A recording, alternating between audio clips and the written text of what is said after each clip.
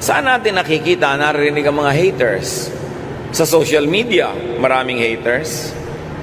Puro mga lason ang lumalabas sa kanilang isipan. At pagka ipinrint nila sa kanilang wall, sa kanilang site, at kinlik ang send o ang post, napakarami na agad na pwedeng malason kung palalason. Napakarami mga haters sa media, sa ating mga traditional media, radyo, telebisyon, maging sa mga dyaryo.